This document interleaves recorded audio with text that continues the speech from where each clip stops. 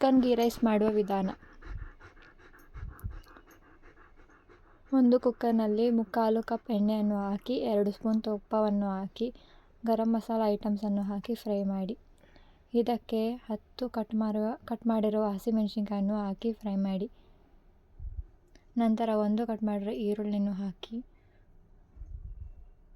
ನಂತರ ಅರ್ಧ ಸ್ಪೂನ್ ಅರಿಶಿನ ಹಾಕಿ ಫ್ರೈ ಮಾಡಿ. ಇದಕ್ಕೆ ಅರ್ಧ kg ಚಿಕನನ್ನು ಹಾಕಿ ಫ್ರೈ ಮಾಡಿ.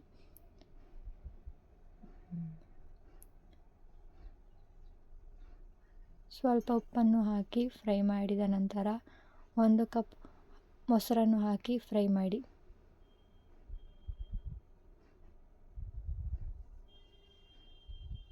ಫ್ರೈ ಮಾಡಿದ ನಂತರ 4 ಗ್ಲಾಸ್ ನೀರನ್ನು ಹಾಕಿ ರುಚಿಗೆ ತಕ್ಕಷ್ಟು ಉಪ್ಪನ್ನು ಹಾಕಿ.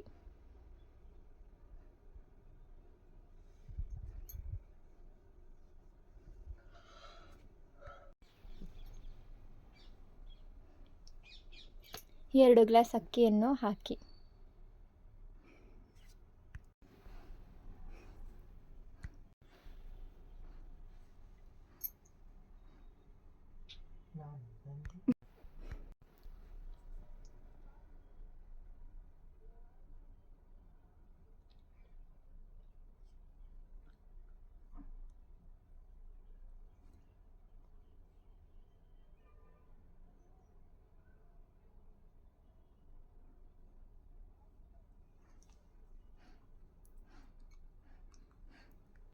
ಅಕ್ಕಿ 3/4 ಭಾಗ ಬೆಂದ ನಂತರ ಕುಕ್ಕರ್ ಮುಚ್ಚಳವನ್ನು ಮುಚ್ಚಿ 2 ವಿಷಲ್ ಕೂಗಿಸಿ.